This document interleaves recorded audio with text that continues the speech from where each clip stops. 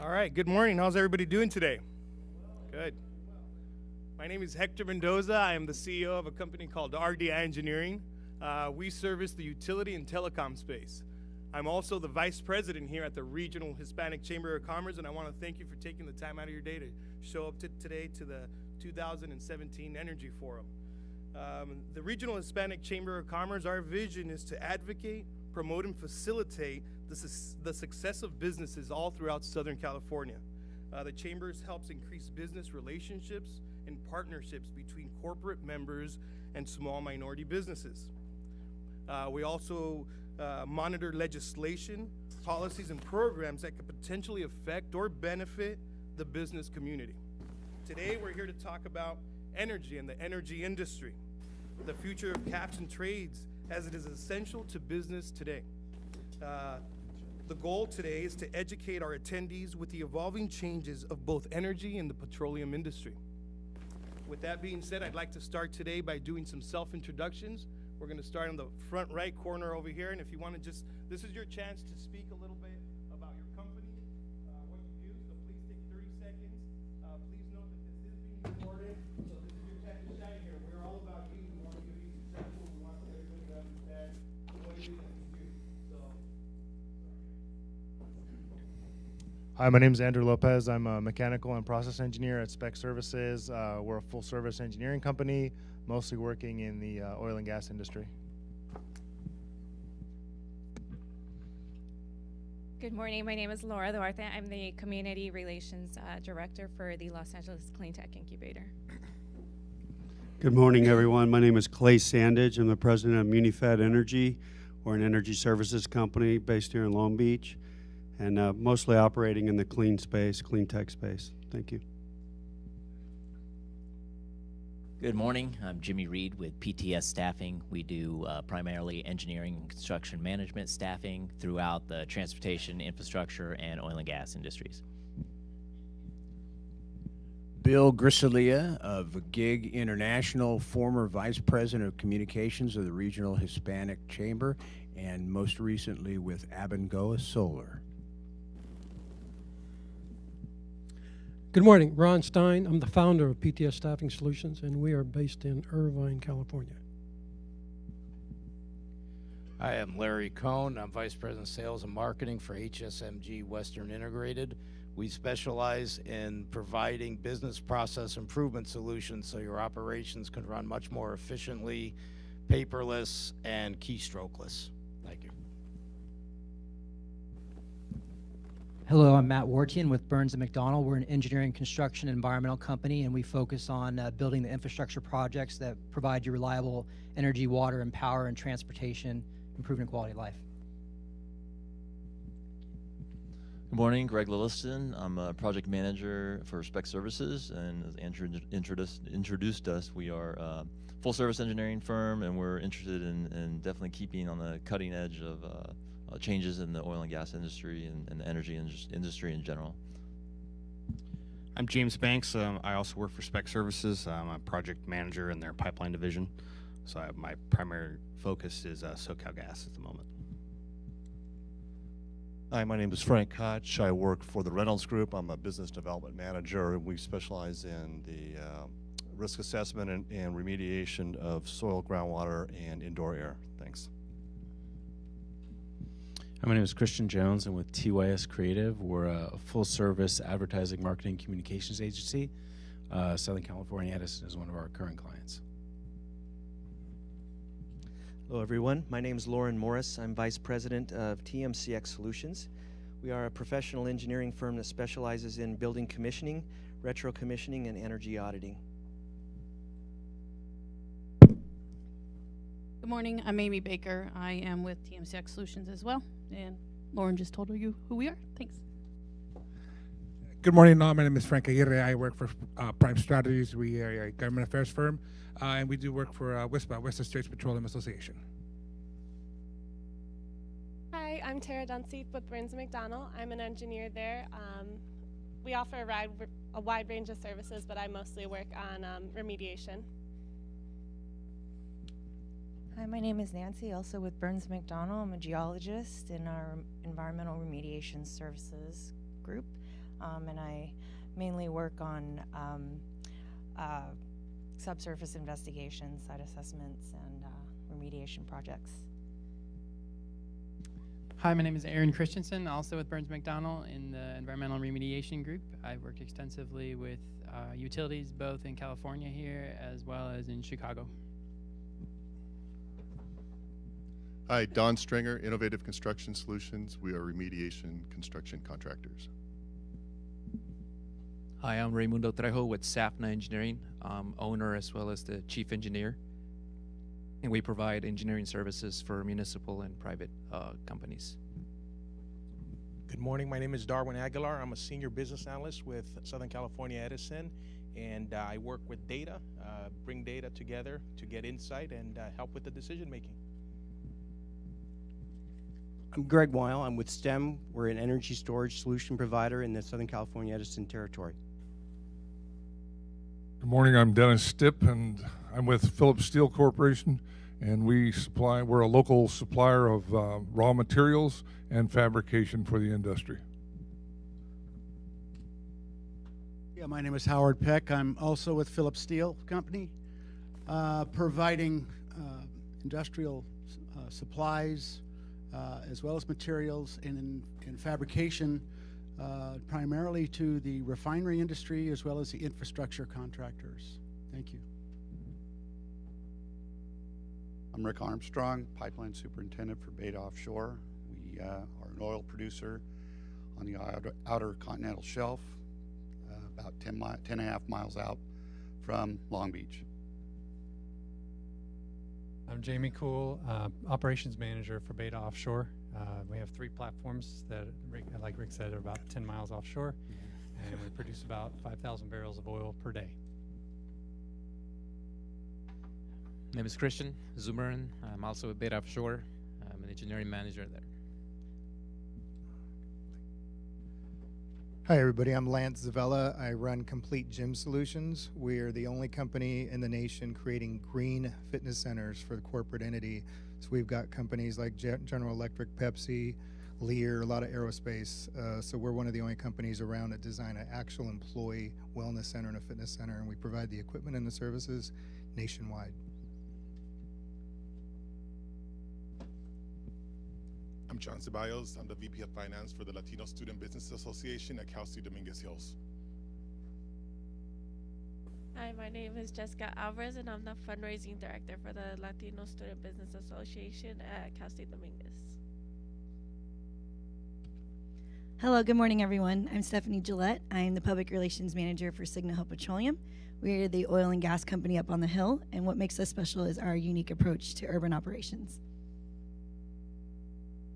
Good morning, I'm George Vasquez. I do business development with Atmos International. We do pipeline leak detection as well as pipeline operator training. Good morning, my name is Carlos Vargas, and I'm with Efficient Lighting Electric. We convert high energy lighting to LED energy saving fixtures and lights throughout California. Hi, I'm Blake Armstrong with Dehumidification Technologies, and we provide temperature and humidity control solutions. Good morning. I'm Ravi Bhatia with Tri-Hydro Corporation. We're a full-service engineering and environmental compliance consultant, actually just up the hill from Signal Hill Petroleum. Good morning. My name is Owen Kirshner with North American Petroleum. We have strategic partnerships with Brentag Pacific, and we focus mostly on heavy industry special additives. Good morning, I'm Lou Baglietto. I'm a public affairs consultant serving a variety of clients doing business in the ports of Los Angeles and the ports of Long Beach. Good morning, everybody. My name is Ashley Penuel. I'm the Director of Marketing and Business Development at Executives Unlimited, and we are a retained executive search firm. So we help place VP and C-level positions for various amount of industries, including energy, oil and gas, and solar. Thank you. Good morning, everyone. I'm Georgina Escamilla, and I'm the Manager of Business Outreach at Southern California Edison. Hi, good morning, everyone. I'm the CFO of South Bay Transport. We mainly focus on transportation of oil and gasoline, as well as asphalt. We work with the Port of Long Beach, Port of LA, and as long as with the Border Patrol as well. Thank you. Good morning. My name is George Benedes. I'm the CEO for South Bay Transport, and he already said that we specialize on hazmat. Morning, I'm Woon Wong. I work for Baker Risk. We do consequence modeling for toxic, flammable, explosion, safety hazards, also risk analysis, mainly for processing, chemical, and refining industry. Hi, good morning. My name is Erica Vaughn. I work for JobSource North America. I'm a business development manager. Good morning. My name is Felipe Franco, and I'm also at JobSource North America, and I'm a business development manager. Good morning. My name is Gwen Butterfield, Butterfield Communications, Inc., and specializing in community and government relations in the Port of LA and Los Angeles areas and communities, and pleased to be here today with a client, one of our clients, Mitsubishi Cement Corporation. Good morning, I'm Derek Kaust with Mitsubishi Cement Corporation, Project Director. Excellent. We're going to move over to the other side of the room. My name is Hector Mendoza. I'm the CEO of RDI Engineering. We've been in business for 8 years now. I'm proud to be a prime contractor for Southern California Edison. I'm Gail Karos, and I work for a company called Intelliflex. I'm the VP of Business Technology Solutions. What we focus on is protecting your company from being hacked in cybersecurity. My job is to keep your company off of the front page and keep you in business and operating when the hackers will come after you. It is not a matter of if. If you are the target, an advanced protection threat, you will get hacked. I keep you safe using technology that is used by the NSA, the TSA, the CIA, the FBI, based on a new protocol called shortest path bridging. Good morning. Good morning, Sandy. Rafael Garcia with Real Term Energy. I'm the Director of Business Development. We are a street light LED integrator here in California, and I'm happy to be here today.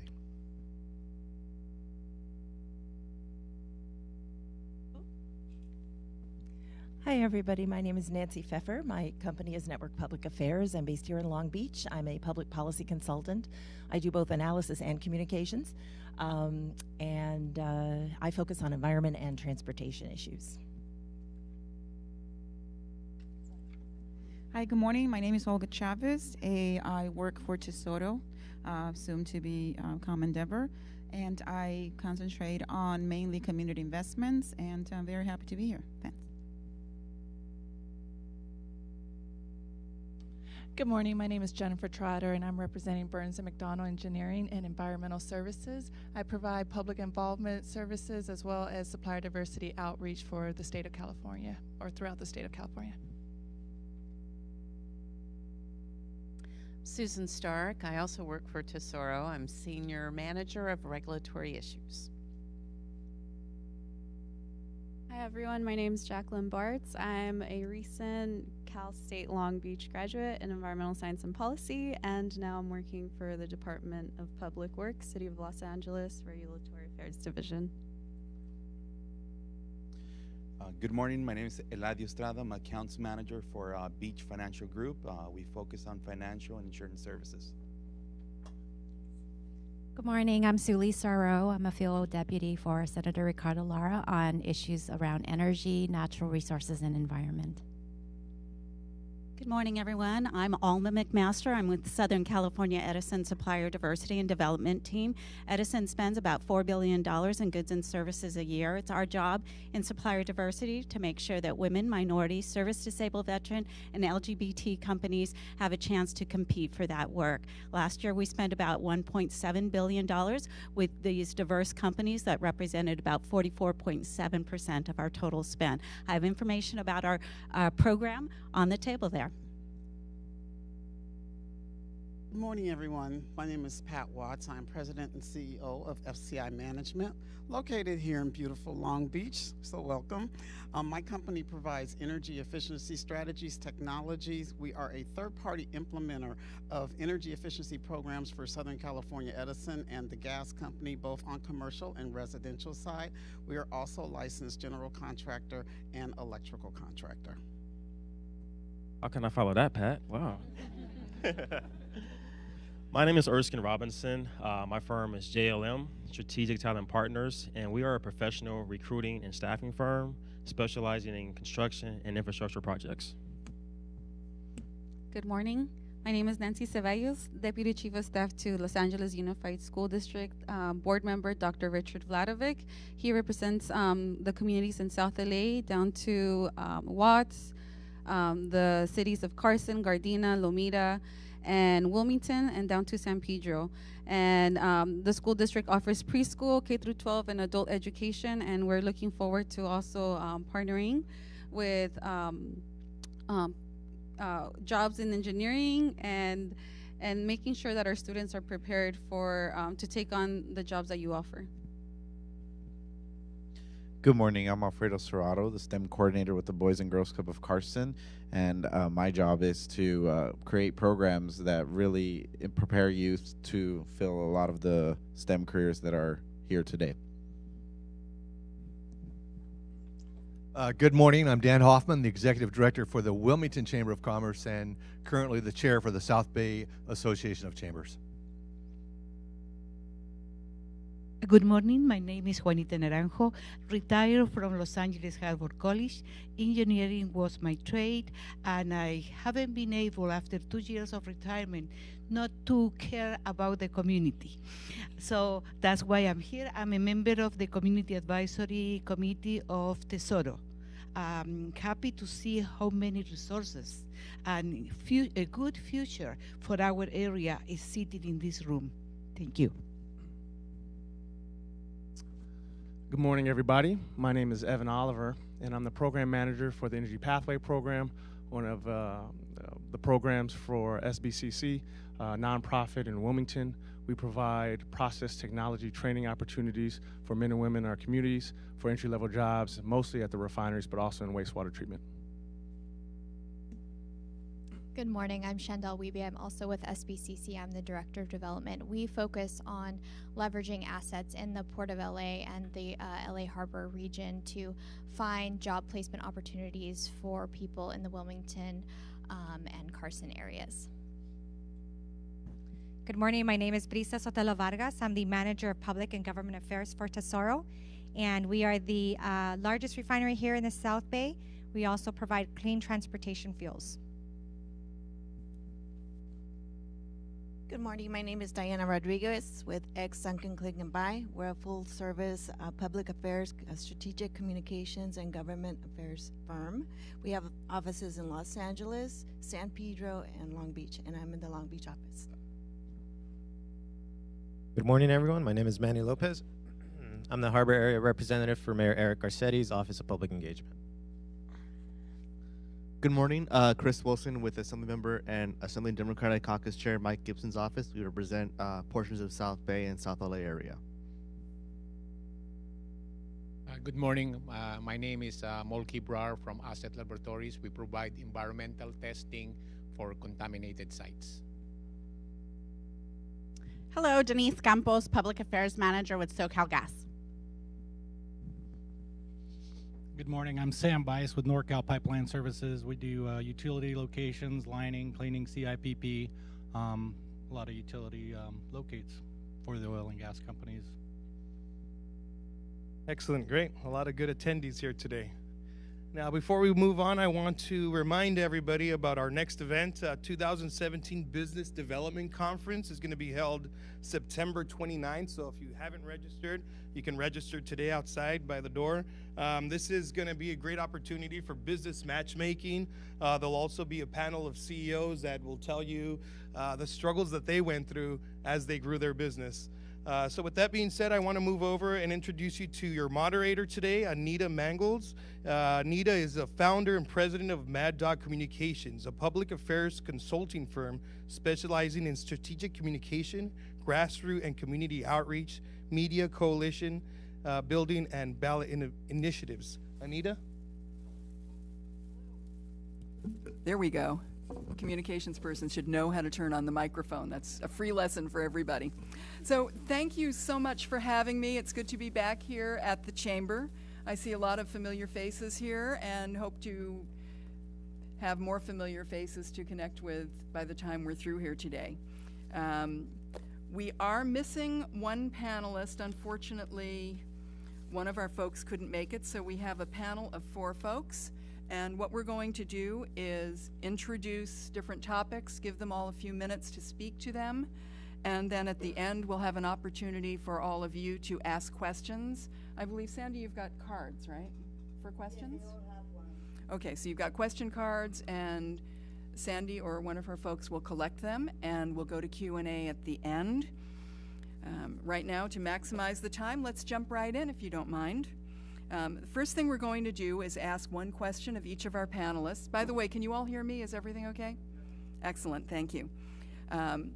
If each of you could take about a minute to tell us what you see as the most significant energy-related challenges facing California right now. 1 minute, I know it's not a long time, but you can pack a lot into it. Why don't we start with you, Fabiola? Good morning, everyone. Can you hear me? I would say it would be finding the right balance between meeting our state environmental goals and then also while sustaining the economic vitality of this region. So I would say that would probably be the biggest challenge right now. Okay, super. Let's see, Paul.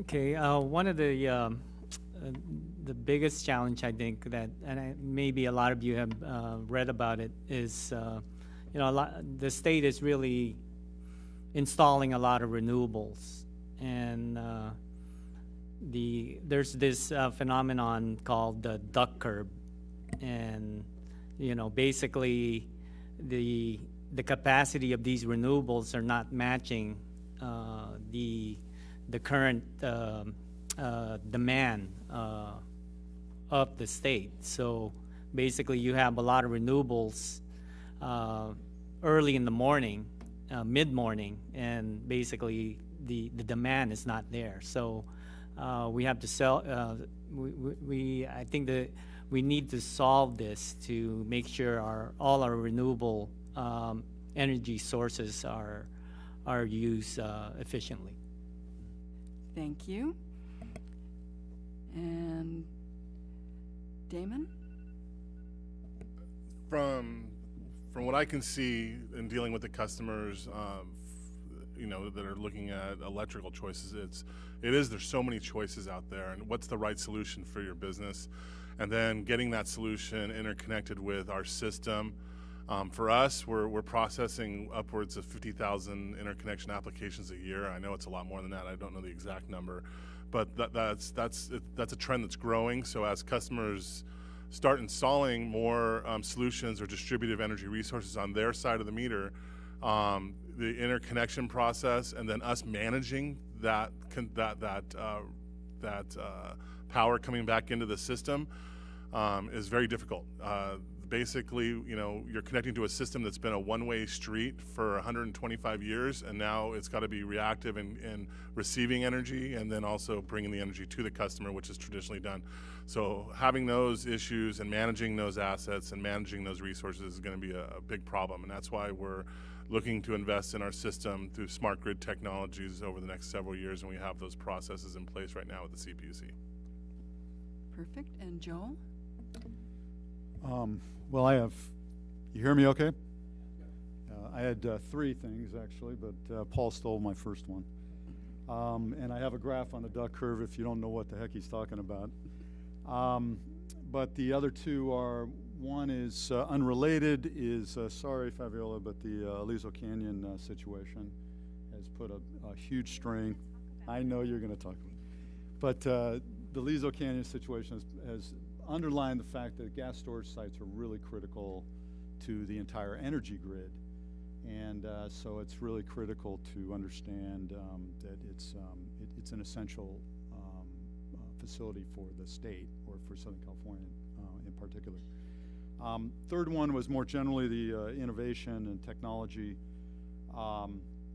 There's a lot of different things out there happening. Smart grid's one of them. But you also have power to gas, battery storage, a variety of different electric vehicles coming. there's a huge amount of innovation in the marketplace that's going to change the electric and gas network in the future. Excellent, thank you. And now that you've had a taste of what the conversation's going to be like, I would like to formally introduce our panelists. You've heard a little bit from each of them, and now you get to know them a bit more before we proceed.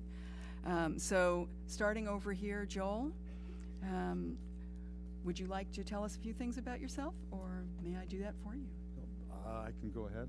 Go right ahead. I've been in the business for 30 years, a civil engineer by training, coastal engineer to be exact.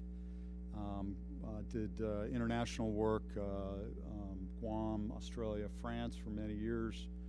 I'm a Southern Californian. I was born here and raised here. My father was Southern Californian as well.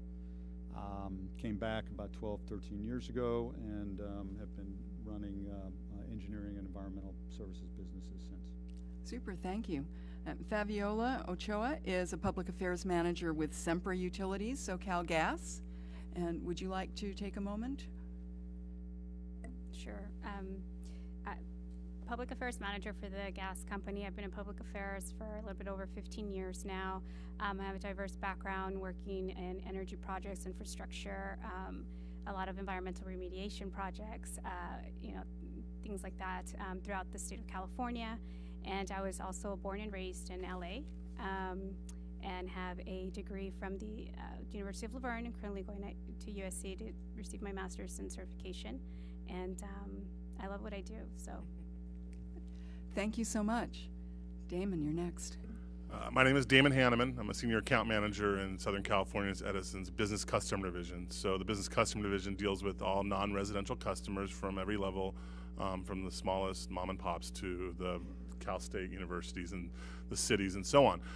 My role for the last several years, I've been with the company for 15 years, and my role for the last several years has been dealing with local cities, the larger cities in the area, in the Gateway, South Bay, West Side, specifically Long Beach. I also have some of the Orange County cities too. Some of the things that have been, I've been dealing with energy efficiency and demand response and demand and self-generation projects for a long time with customers, but some of the more interesting things that I've been doing lately has been dealing with the Port of Long Beach and developing transportation electrification projects and electrifying infrastructure down there. Specifically in regards to a recent filing for transportation electrification that the CPUC instructed us to perform in relation to Senate Bill 350. We have a couple projects that are in what are called priority review right now, and that's the electrification of yard haulers and the electrification of rubber-tired gantry cranes. So we have these projects in flight right now going in front of the PUC to be decided upon, and it's been very exciting to learn about these technologies and learn a little bit more about moving medium to heavy-duty operations from fossil fuel to electrification. So that's what I've been working on lately. Super. Paul of Facilities Management for the state of Cal State University at Long Beach. Hi, good morning, everyone. My name's Paul Winko. I'm currently the interim director for facilities management at California State University, Long Beach. But previously, I was also the energy and sustainability manager for the campus. And I co-authored our climate action plan. And I actually currently also chair the Clean Energy Working Group for the as part of the campus sustainability task force. So California State University have aggressive plan to reach climate neutral in its operations by 2030. So and that's the main focus of our climate action plan. So currently we have some projects that are that'll help meet our goal, including a 4.8 megawatt solar photovoltaic system that's currently under construction in one of our largest parking lot, 22-acre parking lot, surface parking lot. Set to be operational by the end of December this year. And we're also building our first net zero energy building, 35,000 square feet continuing education building. So excited, we're so excited about that building because that's gonna really set the tone for all future buildings for Cal State Long Beach. And recently we just started our 1 megawatt battery energy storage facility as well. It's a P3 partnership, and we're also looking at those types of partnerships in the future to get a lot of our clean energy projects on the ground. Thank you. Thank you very much. Okay, for the first question, we'll go around the table and ask, in your view, what are the most significant challenges you and your customers are facing due to regulations such as cap and trade at the state level and various South Coast AQMD rules here in the basin? And Damon, would you like to take the first cut at that? Sure. So, like I said, I deal with cities and also the port complex. And when it comes to the regulations that are coming down, a lot of it has to do, well, there's two main topics. One is funding.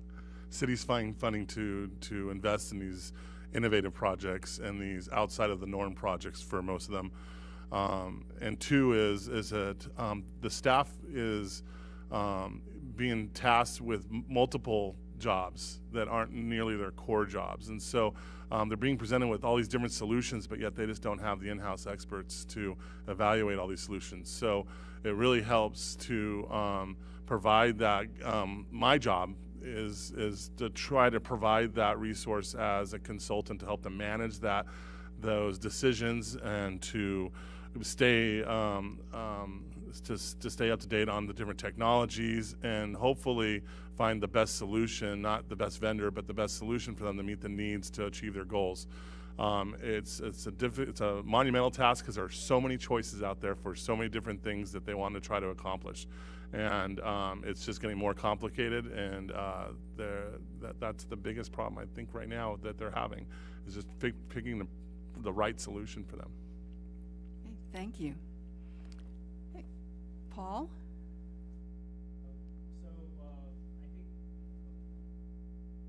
Yeah, I agree with Damon. There's a lot of solutions out there, particularly surrounding technology. But I think before you embark on particularly unproven technology, we really need to get back to basics. For us, there's still a lot of buildings, existing buildings that we're trying to retrofit and really try to get back, improve efficiency. And to us, there's a lot of proven technology out there, including LED lights and HVAC applications that we're really starting to incorporate in all our major retrofit. So. Thank you. Fabiola? To piggyback on what Paul said, the investment in unproven technology, I think, is one of the things that we're facing currently, where people are very quick to try to put natural gas to the side and move more towards 100% electrification. I know Damon's to my right, but wake up, Damon. But it's really also the importance of people understanding just how important natural gas is, and to Joel's point earlier, specifically Aliso Canyon, what happened there to the grid or to our energy sources in this region especially. So I think for us, it's really trying to say, hey, hold up, don't be so quick to write us off and move towards something that hasn't been proven when you have something right in front of you that works, that can help and meet our goals now versus having to wait for something just because it's sexy or it's the new thing. Thank you. Joel?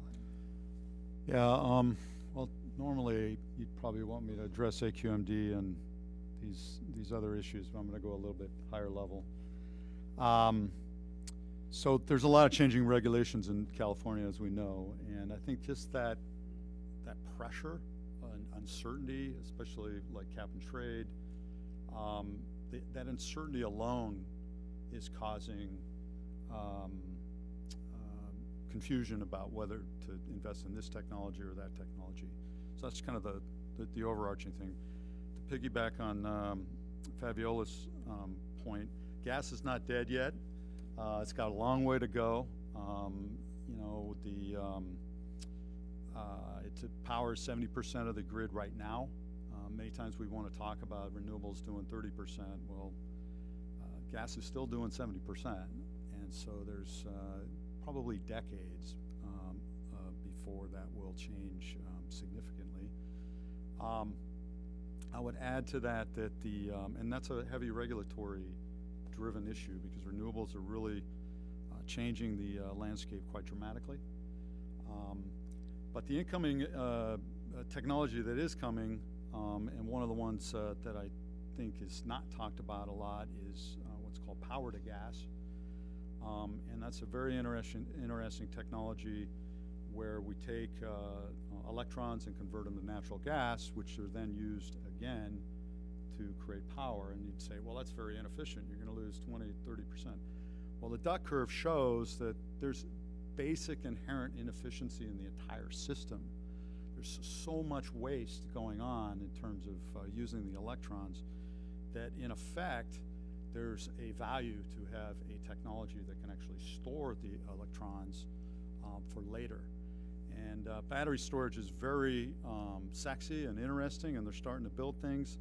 But generally, a 100 megawatt building is a massive building, probably the size of a distribution center.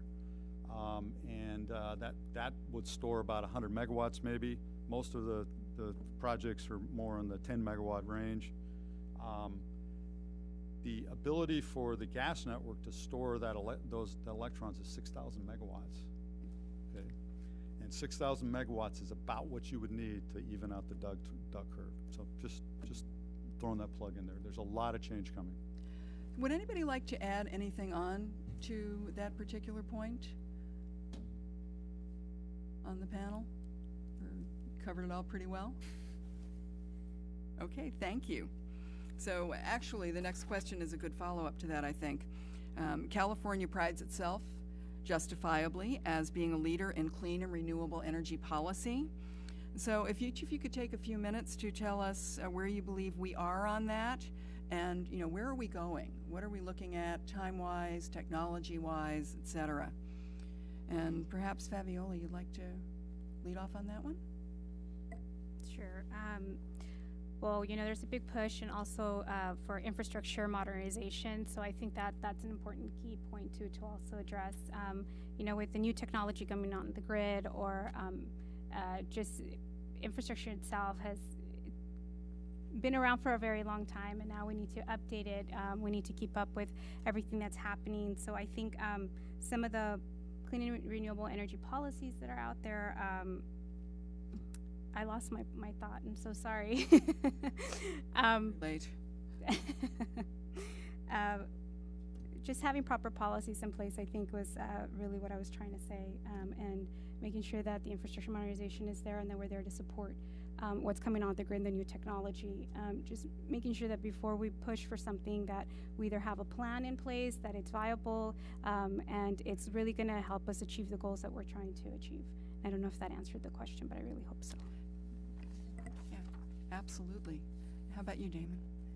So it's going to be repetitive, but we need to invest in our infrastructure. The customers have more choices. The customers are installing more products and solutions on their side of the meter for the electric distribution system. We have to be able to adapt with that. We have to be able to plan for that. We have to be able to use those resources, not waste them.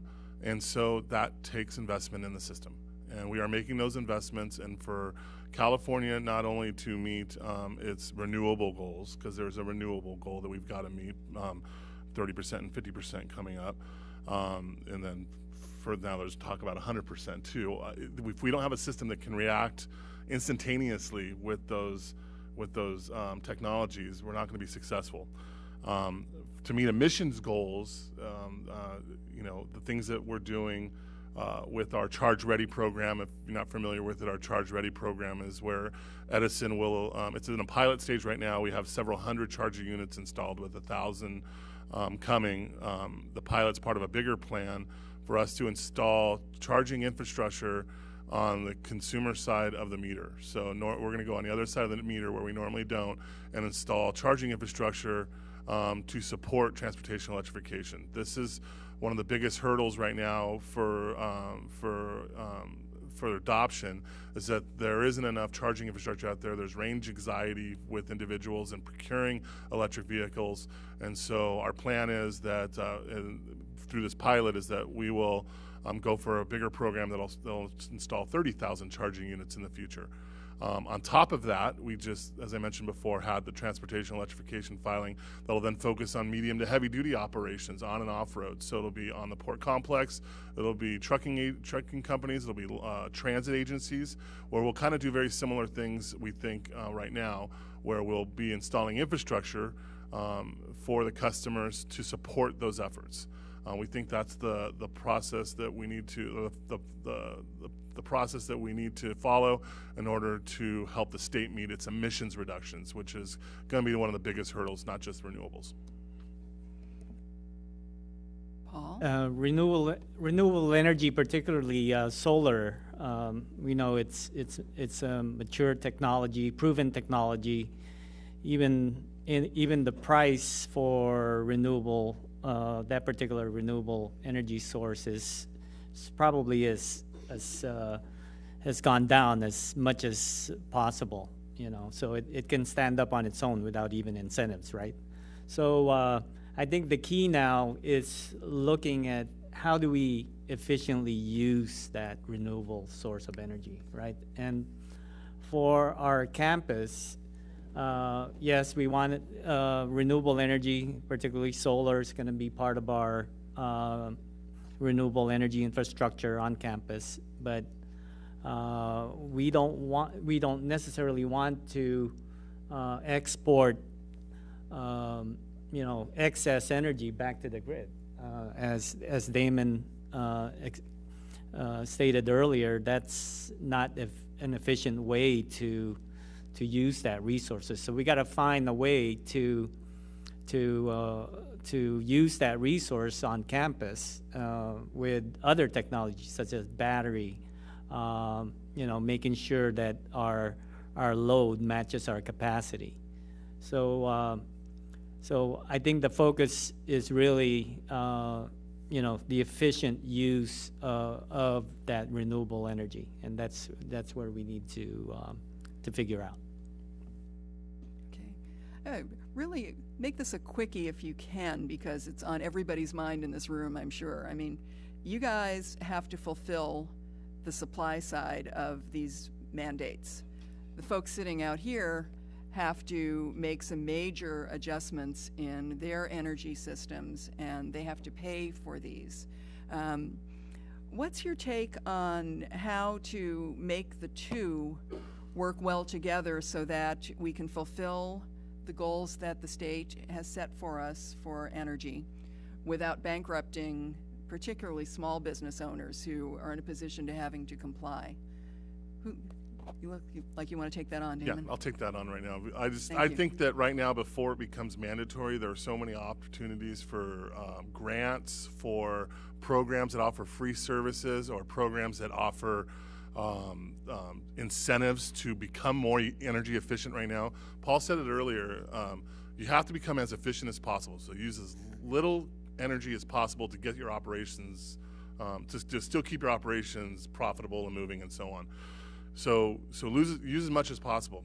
New lighting, new HVAC, new controls for your HVAC. We have programs out there, and I'm going to point at Georgina in the back, that her team offers for small customers through another company that's here, FCI, and others, that they offer what's called a direct install program, where they come out to small businesses under 200 kW of demand at the meter and do lighting retrofits and do other type of measures that will save you energy at no cost. So take advantage of that stuff first and become as energy efficient as possible. the state has a pecking order or a loading order that you should follow, and do energy efficiency first, demand response, where you get involved in a program with the utilities to reduce consumption through signals through the utility, to help alleviate stress on the grid or whatever, and you receive money to do so. So become involved in those, and then look at renewable generation or self-generation on your side of the meter. So you should be following those three things first in order to make your operations as profitable as possible, and do it now, because there's money now for you to do so. There's incentives for you now to do so. If you wait, the money's not going to be there. A prime example of this that we're dealing with right now is LED lighting. LED lighting is innovative and new, and it's new technology. But there's a thought process out there that exterior LED lighting is standard industry practice now. And so incentives might go away for exterior LED lighting through our programs that we have. That's a big hit to a lot of customers that are looking to adopt that technology. Anybody else want to weigh in on that? I'll just add that, look to your utilities. We have a lot of energy efficiency programs available for businesses. We work together in that sense, in that we do offer a lot of the different programs. So definitely start with the utilities first. We have them there in place to help you and to help you achieve those goals that you're looking to. Anyone else have a follow-up on that? Yeah, I'd like to add for those service providers that are here today, help your customers kind of figure out those incentives, because a lot of times, customers out there don't have anyone that specializes or to sort those out. So a lot of times, they'd rather not deal with it. So for those service providers out there that provide energy efficiency services, offer that service as part of your service, so they can take advantage of those incentives that utility offers, because a lot of those incentives are underutilized and pointed out on their bill. They're paying public purpose charge on a monthly basis, and depending on how much their bill is, it could be a significant amount. So if they don't participate in any of these incentive programs, they're not getting any of that money back. So, help them sort that out. Thank you. Thank you. Okay, so one more follow-up question on this briefly, and a couple of you touched on it. Is it doable? The state sets goals with timetables, and sometimes it's like, if you're a Charlie Brown fan, Lucy in the football, the goalpost keeps moving. And once you've got yourself up and running, you've made your investments in certain technologies and services, then they say, okay, well, that's fine, good job, but now we want you to do this. Do you think that the structure is realistic in terms of how the regulatory and legislative demands and benchmarks match up with what the folks in this room have to do? Or is there a disconnect? Do we need to see a little bit more interaction between the regulated and the regulators to ensure that it's doable and deliverable, that all the infrastructure, everything else can be done, and that customers of all income levels and needs, regardless of where they are in the state, can actually comply as well? And that's kind of a mouthful, but if you could just take a minute each to go through that. Anyone want to kick it off? Fabiola. I'll kick it off. I would definitely say that it is. It's going to take both of us, both sides, actually, to really make that difference. I think a lot of times regulators set forth goals, which are great, can easily. That are doable, but will either take time, or how we get there is really important. I think that's what affects both sides. And I think a lot of times goals are set without really a plan in place on how we're going to meet those goals. I see smiles out there. And so, it's really important. I think that's where both sides would have to talk and really get to have that discussion on how will we reach these goals, what can we do to work together, what's available now that can seriously help us get there, or what's happening or what's in the works to help achieve those goals. So I think it's really a conversation where we both need to be working together to make sure that we're not missing anything and that both sides are being represented in that discussion. Anyone else have a further comment on that before we move along? Yeah, maybe. I guess it's the same theme I've been talking about, and that is there's just so much potential and so much change occurring both from a technology and from a regulatory point of view that the only regulations need to be careful of is driving something too quickly and allowing the infrastructure to catch up to the goal. The goal is not inherently unachievable, though, and so, but it's more of the time scale that needs to be thought about.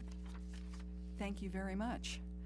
Okay, moving along to your business models. We hear a lot about green businesses nowadays. Folks strive to get a green business certification, and not only to be in compliance with the law because it's good business, it's economical, it's good for the environment, doesn't help you with, hurt you rather with your marketing, and again, it's efficient all around, which can only help everybody at all ends of the supply chain, right down to the ultimate consumers. So, what do you think is important for business people to know about going green? And do you have any recommendations for things that they should be doing, either from a regulatory standpoint, of which they may not be aware, or things that are just common sense for businesses large and small to be tackling? Who'd like to start off on that? I see Paul. I can make an attempt to answer that. My thought is for businesses that are offering green services is to be updated and get to know what the current issues are, whether it's climate change, sustainability, waste reduction. Know the current state of that market.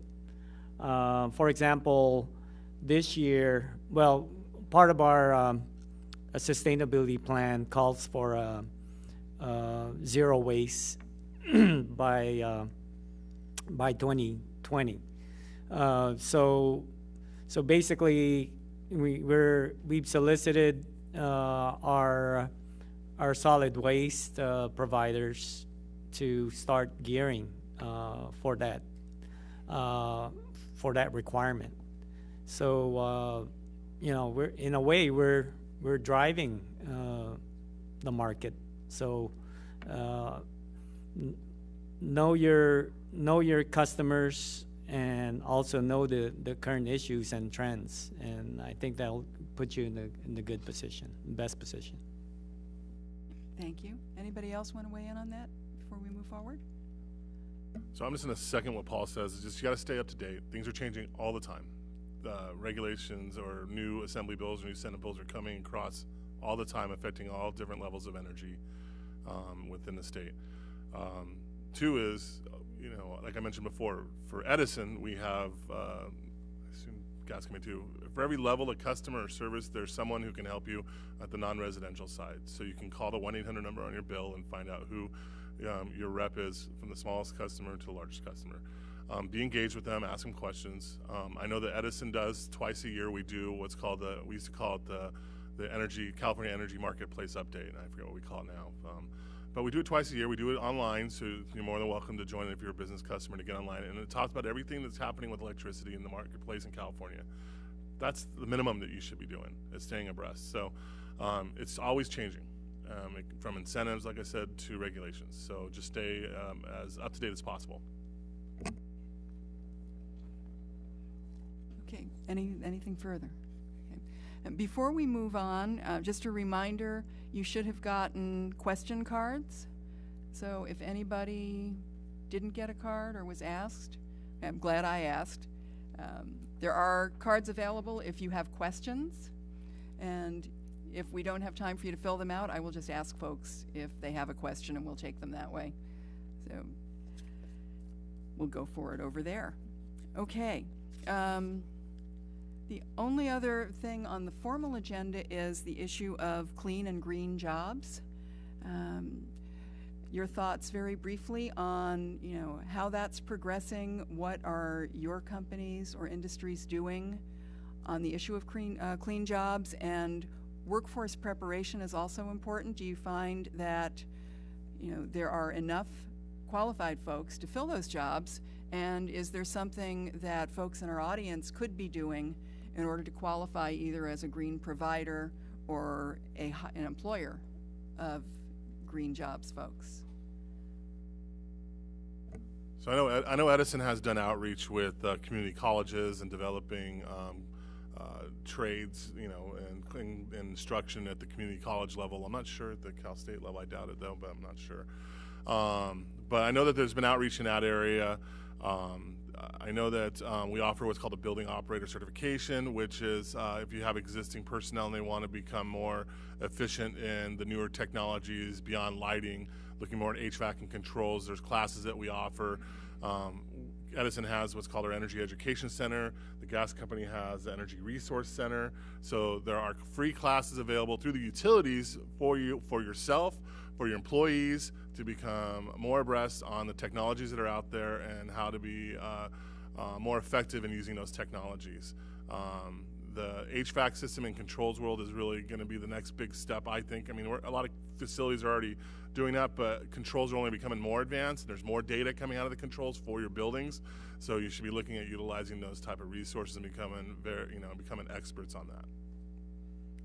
Anybody else like to weigh in on that? Try to get this to work this time. Do you hear me okay? Here we go.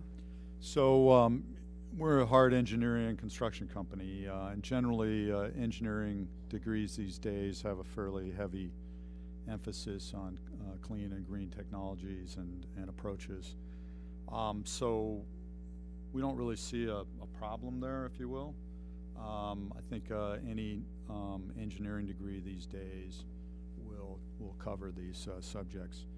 I will make a plug to a certain degree for LEED and Envision training. If you don't know what those are, just Google them.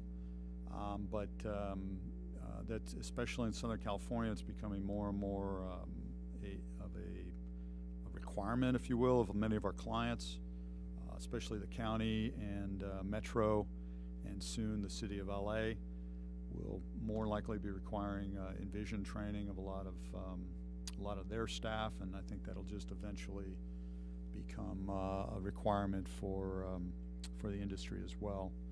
We have quite a few Envision trained people. We're one of the founding members of the institute, and it's basically just a process of training people to think green while they're going through the design and construction process. So that's all I have to add.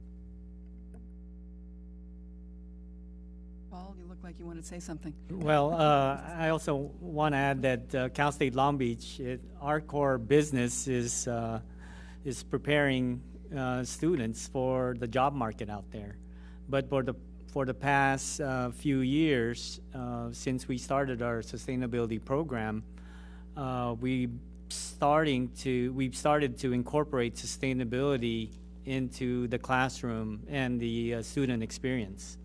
So, for example, every year we train faculty to go through what we call a green thread network, and how to incorporate sustainability in any class. And in addition to that, we're always trying to get students to engage in campus sustainability efforts, so they get hands-on experience. One of our program called Campus as a Living Lab, which is funded by the CSU Chancellor's Office, is to do just that, is use the campus as a living laboratory. So we use our central plant systems, our solar PV systems on campus as part of that learning environment. Anybody else on that topic? I'm the last one, so I'll go for it.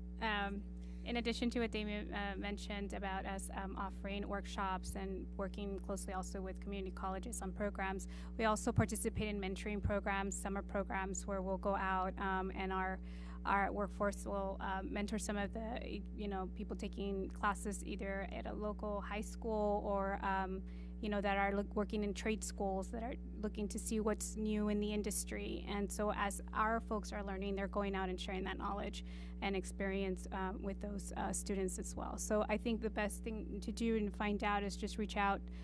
You can always contact me if you want to be connected with something that we do or any of the utilities. Reach out to us and we'll definitely connect you and let you know if there's anything that we can help you with.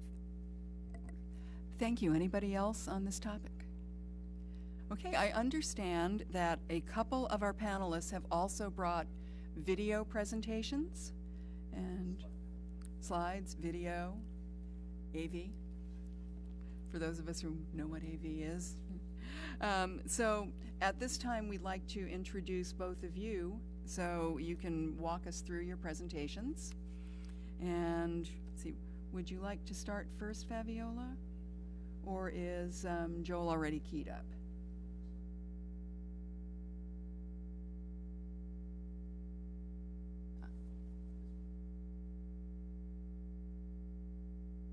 Okay.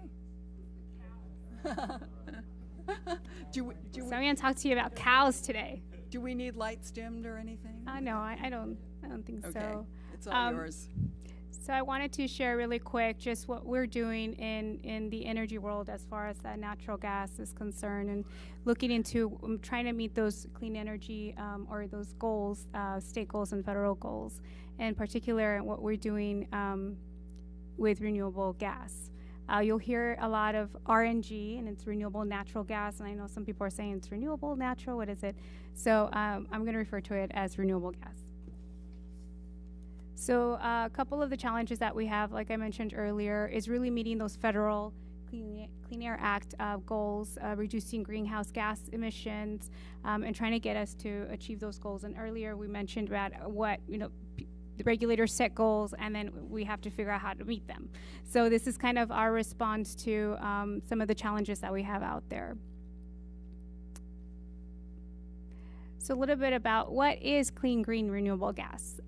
Really what we're doing is collecting a lot of methane that's being released right now, or from anything that decomposes that is made up of organic matter. We collect the waste from dairies, farms, and communities. We produce the biogas using anaerobic digestion, which usually uses microbes. And we purify the methane. We put it back in the pipeline, and then we're either able to use that for any other natural gas use, whether it's to fuel natural gas trucks or it's to turn on the gas stove. Really, once it goes into the pipe, it works and functions just like the natural gas that we currently have in the system right now. So it's not loading.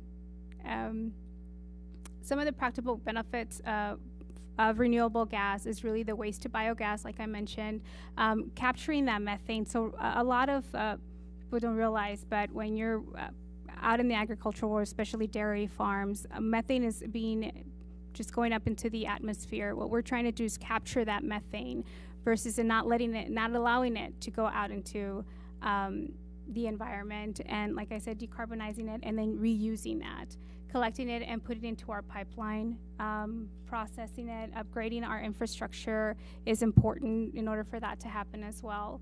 And then just using it like we normally would with any other natural gas use. So a lot of the benefits, like I said, is renewable gas can replace 20% or more of our residential natural gas use right now. By developing renewable gas in California, we can provide local fuel, create green jobs, like we mentioned earlier, improve air and water quality, and just better manage our waste systems. This is actually something that a lot of currently wastewater agencies do. I know in Orange County is one of those things that they do, where they get the methane, they capture the methane using anaerobic digesters, and they use that to actually produce electricity and produce that power for their admin label. We won't hold that against you, Lou. Don't worry. Next slide, please.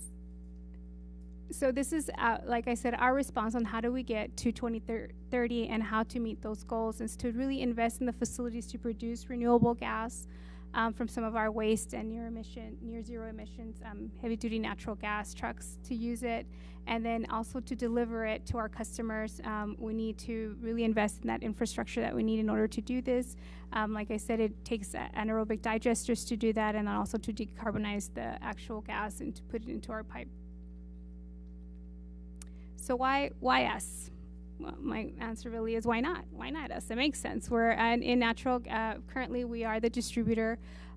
We are actively engaging in educating people about what renewable gas is, also the benefits of renewable gas when you fuel either heavy duty trucks. The emissions actually are lower than that. We are more than half of Southern California are our customers.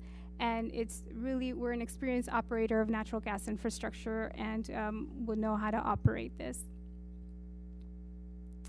So in conclusion, developing renewable gas will allow us to meet our clean air goals much sooner, diversify our energy sources in green, and then also improve our energy reliability and really help win and achieve those climate goals that we have both at state and federal levels. And that's it. So now you know what the cow's about. Thank you very much. And Joel, you would be up next. So I want to talk about the gas energy nexus. So let's have the light bulb, gas instead of a cow. Next one. Oh, thank you. So this is the duck curve.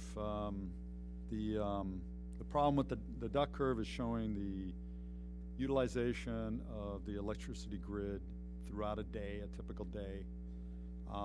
And the arrows there show you where this is headed. It's almost a complete reversal of the demand curve in the old days before renewables. And now what you're seeing is a steepening of the curve and a deepening of the trough at the middle of the day and a rising of the curve at the end of the day or early evening, which is very different than how it's been in the past. Renewables is doing that obviously because of the intermittency of its the sun and the wind, and so this is kind of the big challenge that the utility has right now, and so it's driving a lot of different solutions and outcomes. Next slide, please. So new tech is kind of changing the equation. You got demand management type technologies like smart meters, that kind of thing. Similar to solar panel innovation, you got battery storage. Right now it's very high cost, but it's going to come down as we produce more batteries. You got electric vehicles, you got a lot of different pressures to lower the cost of batteries. So you will see some battery storage solutions come on the market in the future as it gets cheaper. Electric vehicles, on the books, electric vehicles are really nice to a utility because it's a new demand out there, a new requirement for electrons. It also, to electric utility, is quite attractive because you're actually charging your cars at night. So in other words, you're using more electricity at night when traditionally that's when they had the lowest usage. And so it can actually become part of the battery storage or the storage capacity in the entire duck curve, if you will. So these are all innovations that are just constantly moving and constantly making this space very interesting. Next one. Just the reducing demand because of demand response type or demand management type solutions. Projected could be 20%, could just shave off the peak, which utilities probably doesn't quite like, but it, totally on board with it as well. And so so that's going to bring the demand down, but then you got electric vehicles coming on the market. If that starts growing, you might start seeing an increased demand. So again, there's lots of counterbalancing things going on. Next one. Power to gas, I touched on this, kind of laid these points out already. This technology that the gas company is looking at, as well as others, basically you're taking electrolysis, turning water into hydrogen and oxygen, and then methanating it through several technologies. Problem right now, that step of methanation is very expensive. We're not there yet, but that technology allows for storage of the excess energy in the duct curve up to the capacity needed for the utility to operate, and so it's a real potential for the network. It's also, you're basically turning renewable wind and solar into natural gas. Here's just a quick diagram of how that works. There's different technologies available on this. This is based on a study that we did for SoCalGas. But right now we got some serious outcomes because of the duct curve. We have 2 power plants in California that have already declared bankruptcy. A lot of it is because of that start and stop. They're not handling that change in the duct curve. As just an example, El Segundo had already gone to fast start generators, and so they're able to handle that steepening of the demand response, or of the ramping curve. Next one. So when again, that touches on my whole thing about time scale. Gas today provides 70% of the power in Southern California, so this is not going to change anytime soon. Also, you need to understand that this 70% is not flat. During the year, it can be as low as 30 to 40%. There was one day during the summer, I think, where 70% of the energy in California was provided by renewable energy. So there's a lot of, this isn't just a cut and dry, this equals that kind of problem. There's timing, there's seasonality, and there's day usage effects as well. All right, thank you. Thank you very much. Are there any questions about either Fabiola's or Joel's presentation? Yes, sir.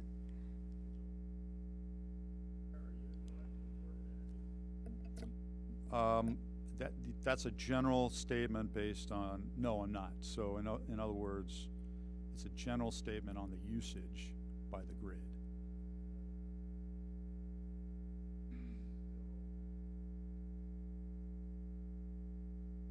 Well, this is California. There's very,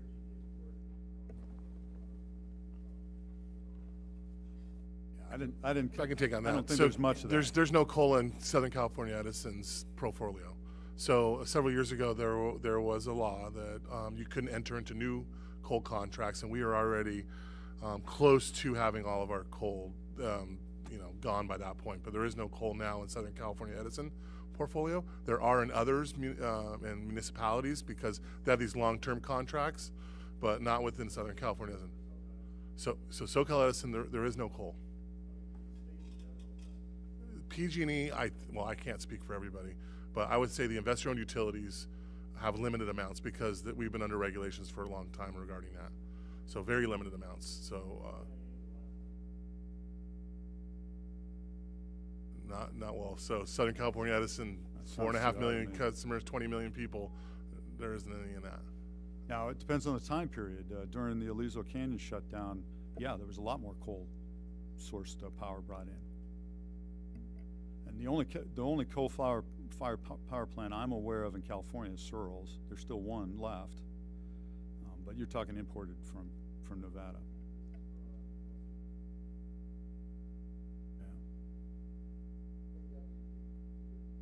Yeah,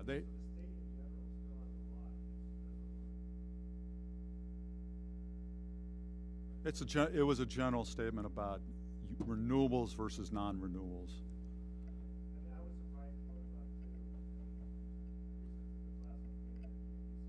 Right. Interesting. That seems high to me, but anyway, it's possible.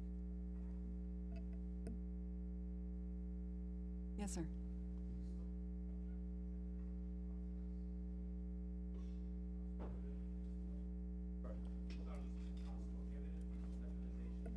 Well, there's a couple companies, number of companies looking at this. What I was talking about is it's a very costly process to, across the board, and you're going to lose some of the energy along the way. Right now, the big hurdle to make it so that it's economically feasible is the methanation step. I can't tell you exactly where we're at on it. How far are we away from making it viable? There's a lot of companies working on it, though. I'm sure they'll knock that one. If there are no more questions from the audience at this time, I have one that's been sent up here, and I think it's relevant for this group. From each of your perspectives, how can the energy sector be an engine for economic development? Any first takers on that one? Energy as an engine for economic development? Well, I think we mentioned fuel. Yeah. Hey, I didn't write the question. I asked it, and it's provocative, clearly. With technology evolving, with every single time we use our phones or anything like that, you need your energy providers for that. You need to make sure that you're going to be able to flip the switch and it's on, or turn on your gas, or heat your home. So it's actually very important, and it's hard to do without energy. I think it would be very challenging. I don't know if anyone else wants to chime in on that. Yeah, sure. I think we're a prime example on how our energy policy or energy action plan is driving economic development right now. We have 3 major projects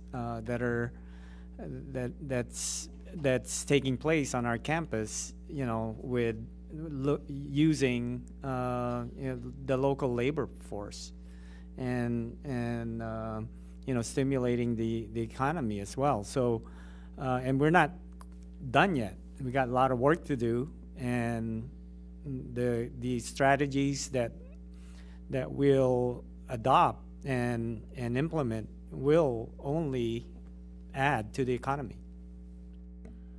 And from my point of view, infrastructure. We're putting in new infrastructure. We've got authorization to put in new infrastructure, and that's creating jobs, because that is significant labor in order to do that.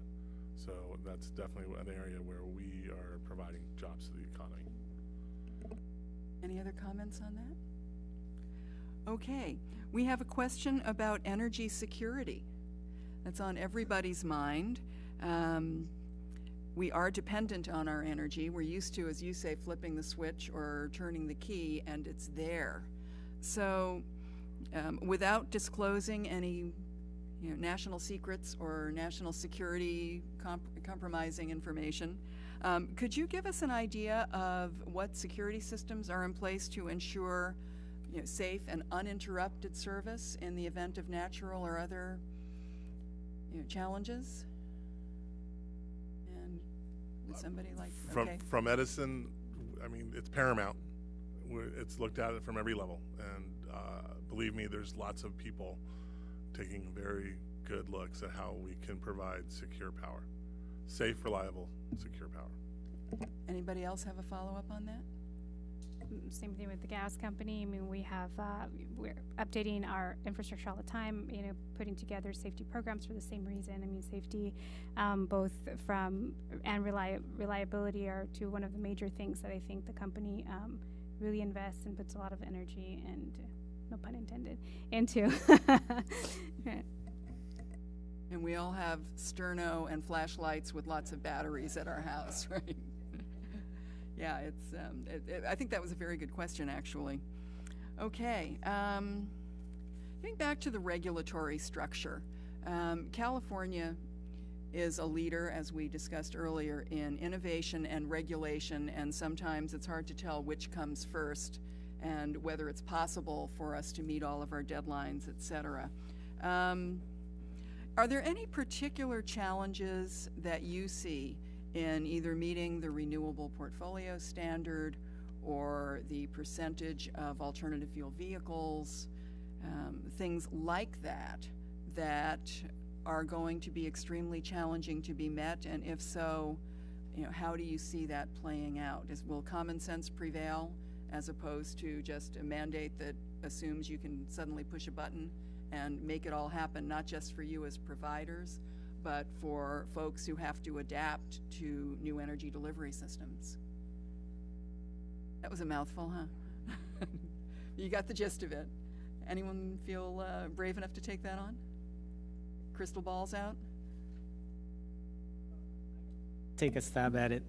From our campus perspective, we have limited funds, as you know, as everybody know, and so we really rely on grants, particularly on new technology grants. For example, we just secured a grant for $2.5 million from the California Energy Commission last year, and that's to convert an existing building to a smart building, energy technology building, using the IoT or Internet of Things approach. So we're incorporating smart technology into the lighting and HVAC system for an existing building, and running it through its paces and trying to find the best approach to drive the efficiency of this particular building as high as possible, and try to replicate that in a lot of other buildings across California. So things like that we'll rely on, and also we also rely a lot on utility incentives as well. So that's helping us tackle those challenges. Thank you. Anyone else care to weigh in on that? Okay, so another economic question. This is a business group, and I think everybody's sensitive to this. I mean, right now, we have subsidies, we have incentives, we have programs to help people move forward in the energy realm. Those do not come cheap, as we all know, and when somebody gets something for free, it means somebody, most likely some of the folks in this room, are paying for it. Do you see a time frame in which the new energy sources will be self-supporting enough to eliminate the need for ratepayer subsidies? I think a classic example of that is solar PV. So, the California Solar Initiative stimulated the market, and now we do not have incentives. We have tax credits, but we do not have incentives for the installation of new PV systems. There is a limited amount within our self-generation incentive program, but it's very limited. So I think that was actually a success. If you look at it, I don't know how many units that we've installed, but it brought the price down significantly to where the price now is with the 10 years ago when it started. I think it's where it was 10 years ago and lower. So it definitely drove those prices down and makes it more economical. Instead of a 10 to 15 year payback, you're looking at maybe a 5-year payback or something now on most systems. I'm not quite sure, but that's a prime example of that being a success, I think. Thank you. Anyone else care to weigh in on that one? 1, 2, 3. Yes, ma'am. Completed the process and stopped the subsidies, or stopped providing subsidies, did they reduce the charges for the people who had been paying? In other words, if I was paying $1 into whatever your bottom line bill is, and you finish that, did you take the $1 away, or did you say, no, we're going to reuse that new dollar and we're going to do it for the next thing?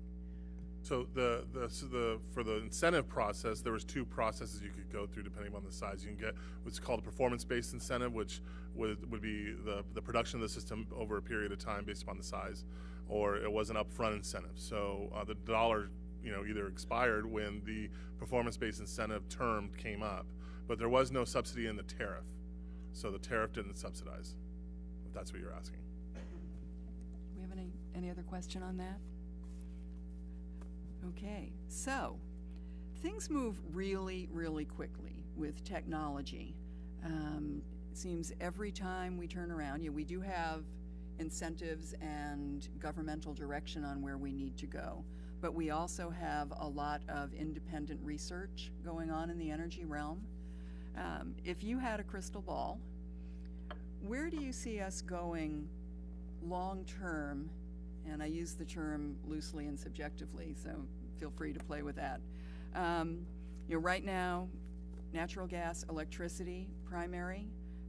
Do you see us going to a totally different model that will see the decline of those in our lifetimes, perhaps, and the advent of newer systems taking over, whether they be solar or something we haven't even thought about? And the infrastructure and the investment that takes to completely go to a different energy base. How will we be addressing that as we move forward? Go for it. It was a complicated one. Yes, it was. So maybe I'm naive, but I think that all of these things will be in play in the future. You'll have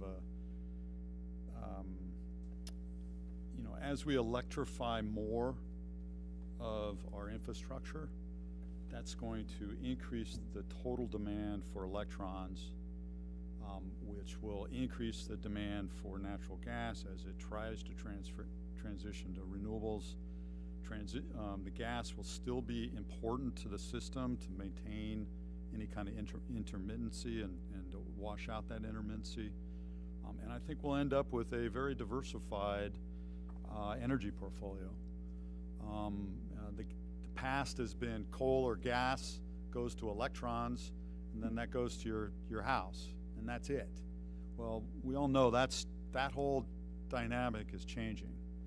And so I think that in the future you're going to see a very diversified portfolio. You may even see coal being accessed in the future, mainly for two possible reasons. One is more of an issue of resiliency. We might have a downturn in a certain source of energy because of a natural disaster or of some type. I can't even imagine, but it's possible. And you may have to resort to importing coal energy. Or the other side of the equation is that the public accepts that a clean coal solution is possible.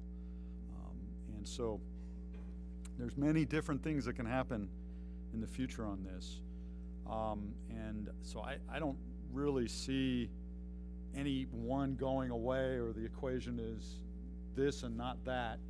It's more than likely the equation is going to be it was this or that. It's going to go to all of the above to some degree. Anybody else have something Yeah, to say about that? I think I can add to that from the demand side perspective. So from our side, I think we can't lock in on a single energy source for sure, and so we're also keeping our options open, but we do believe in getting out the best or driving the efficiency as high as possible. That means recovering heat whenever we can. So, for example, we just completed our capital renewal plan for our central plant system. So in our central plant, we have boilers and electric chillers. So we're looking into heat recovery chillers where we recover the heat from our electric chillers to partially supply the heat to the campus, thereby cutting back on our gas-fired boilers. Will it take over our, will it be sufficient enough to turn off our boilers? No, we feel that for base loading, for providing the base load for our heating needs, that'll, in most cases, it'll suffice, but we'll still need our boilers during the cold winter months. So I think we need to keep our, we need to be open and make sure that we're also adaptable on the demand side. Any additions to that before we go to the next question? Okay. So one issue that we have not yet touched upon, but which is pervasive in every community now, is the issue of environmental justice. You know, the distribution of resources and environmental protections, access to clean energy and other, you know, equitable solutions for how people live their daily lives and the challenges that some communities face more so than others. And we'd be interested in knowing how you feel it is best to approach, you know, energy equity and environmental justice in the realms of each of your areas of expertise or business. Someone like to take a first cut at it? So with our current programs, specifically Charge Ready, which is the infrastructure program, there's definitely requirements of providing above the normal resources to disadvantaged communities. So I think there's definitely a focus in there to stimulate the market for electric vehicles for that aspect. Our medium to heavy duty filing that we have will have specific disadvantaged community language in there. I'm confident, I'm not sure, but I'm confident it'll be in there. Due to the fact that specifically with like the port and the 710 corridor and things of that nature, a lot of the electrification efforts that we're doing there is going to benefit the communities that surround that area, which tend to be disadvantaged communities. And then also there's going to be a transit aspect within the medium and heavy duty electrification. And mass transit is heavily utilized in congested areas, tend to also be in disadvantaged communities. So having those resources move to zero emissions, I think will benefit those areas also, and so they'll have access to those benefits, those environmental benefits. What do you think the timetable is on that? I mean, obviously it doesn't happen overnight. So in order to make a real impact on those communities, what are we looking at, would you say? I would say within a decade, we'll see some positive aspects in that. It'll start sooner, but with everything, first ones out the door tend to have more of the financing or have the funding to do so. So its funding will play a part in that. It's massive. And I want to add, you know, this is where Damon and I will go at it. Okay, did you hear that? They're going to go at it. I'm just kidding. Pay attention. Well, the thing is, you know, like Damon mentioned, you know, the way that the gas company has also been looking at those disadvantaged communities along the port, and with the port cap recently that came out with the draft, and looking at ways that natural gas can help some of those communities. And it is with the heavy duty trucks that travel along the corridors. We know that we have natural gas heavy duty trucks that can do long range hauls that will definitely help in the air quality, specifically in those communities along the corridor. The technology exists now. It's not like electric trucks that are still being developed and are not in the market. And we don't have to wait. That's something that is, like I said, now, and a way that we can help, or the natural gas trucks can help with the air quality and those disadvantaged communities when we talk about environmental justice. Follow up from anybody on that? I'll follow up. This might be a little dangerous at the Port of Long Beach. I mean, the biggest area for environmental justice from an air quality point of view is particulate matter at PM10 of 2.5 from diesel emissions, and generally, traditionally, that's been around the ports and the port area. And I think that the efforts that the Port of Long Beach and Port of Los Angeles has been putting into this, I've got to believe they've reduced these dramatically today. Mm-hmm. And so, you know, it's an ongoing process, but I don't think it's like, you know, we got to wait 10 years. Sorry, not to say the 10 years point is bad, but we don't have to wait 10 years. This is an ongoing process that started 10, 15 years ago. And they're making significant progress. I don't know what those levels are today. Maybe somebody in this room does, but you know, those are really the true health impactors to the disadvantaged communities. And I'd like to retract my 10-year statement. I think programs are going to be available sooner than later. There you go. I just think. Okay, you saw it here first. They're competing. Yeah. This is good. Yeah. but it's true that some of the electric transportation technologies aren't quite there yet, but they are coming. They're being developed. They're being tested. We're hopefully going to stimulate that also. And we mentioned it before. It could be a mix of fuels too. For long range right now, natural gas is there for heavy duty trucking. It is. So maybe that's something that needs to be adopted now. But for the site locations, such as the port, I'm a believer that if we can have electrification there a lot sooner than later. And things that don't need to go off the terminal or things that stay within a certain area of the port complex can be electrified. But the long haulers, that is going to be a little bit more of a challenge.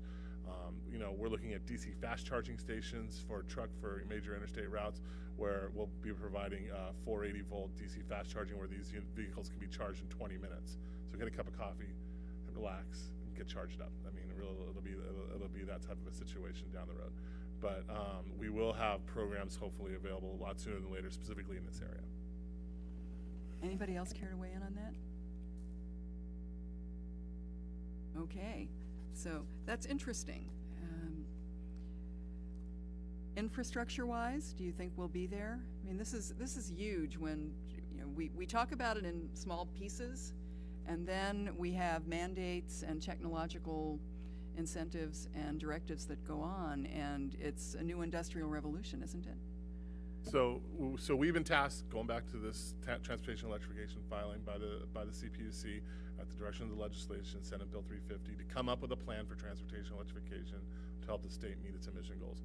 A lot of those plans and programs will probably follow what we have already that was already approved by the CPUC called Charge Ready, where we provide infrastructure on the other side of the meter to support this effort. That is really the biggest hurdle we've seen for adoption of electric vehicles, is the investment from an office complex or a shopping mall to put in electrical infrastructure to support their clients, customers, employees. It's really not a benefit to the employer or the facility. So we'll come in and help do that, and we think that's going to be the right solution in the future, and we're hoping to get CPUC approval for that program. Okay, any other thoughts? Any other questions from the crowd? Going once? Going twice? Okay, if each of you would like to take a couple of minutes to wrap up, anything in particular you think that would be helpful for our audience to take away with them, or things you forgot to say, now would be the time. Okay. I'd like to go to the duck curve. The dreaded duck curve. So for everybody everybody that has a meter in here, except for the residents, or everybody that has a meter in here, we are going to be adjusting our time of use rates to adapt to the duck curve. If everybody knows what a time of use rate is, you know that right now we have a summer season, which is the 1st of June to the 1st of October, and we have 3 periods during those months of different charges for electricity and demand. One's called on-peak, one's called mid-peak, and one's called off-peak. Our on-peak current system is Monday through Friday, noon to 6. That's our current highest demand historically. With the duck curve phenomenon that's happening with all the renewables coming into place, that on-peak time frame is going to move from 4 o'clock in the afternoon to 9 o'clock at night.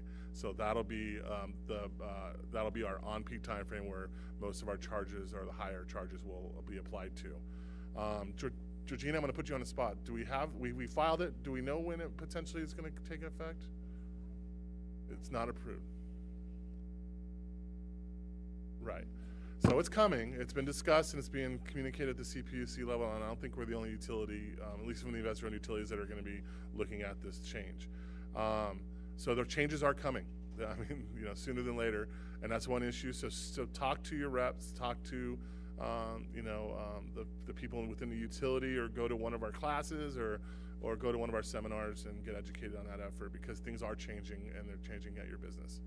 That's the last thing I want to say. Next, Paul. Yeah, and for those of you who want to know more about what CSULB is doing around sustainability, clean energy, I invite you I direct you to our website, csulb.edu. Just search for sustainability. It'll direct you to our sustainability website. You'll know about our plans, our climate action plans is on site, and our zero waste plan is also on site, as well as our water action plan. So, and all other things around academics and sustainability. Thank you. Thank you. SCE.com. Okay, Fabiola. I just want to make, just say it's, I play with Damon all the time, but it really, for us, in order to meet our goals, it really is, there is no one size fits all.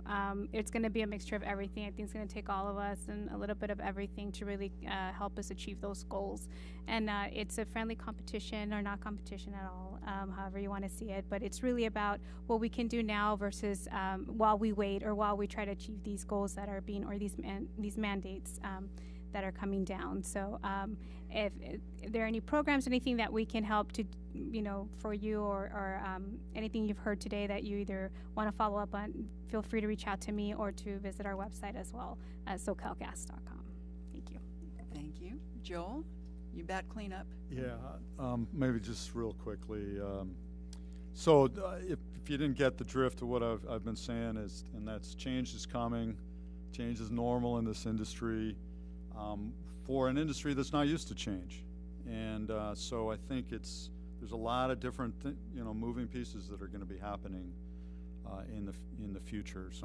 Some technologies need a lot more development. Some are ready to rock and roll today, and it's going to be an interesting time, and interesting time in the energy markets going forward. I guess that's all I can say.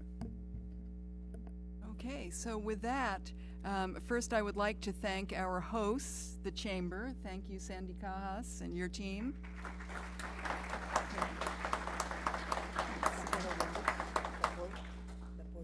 And of course, the Port of Long Beach. I was getting there.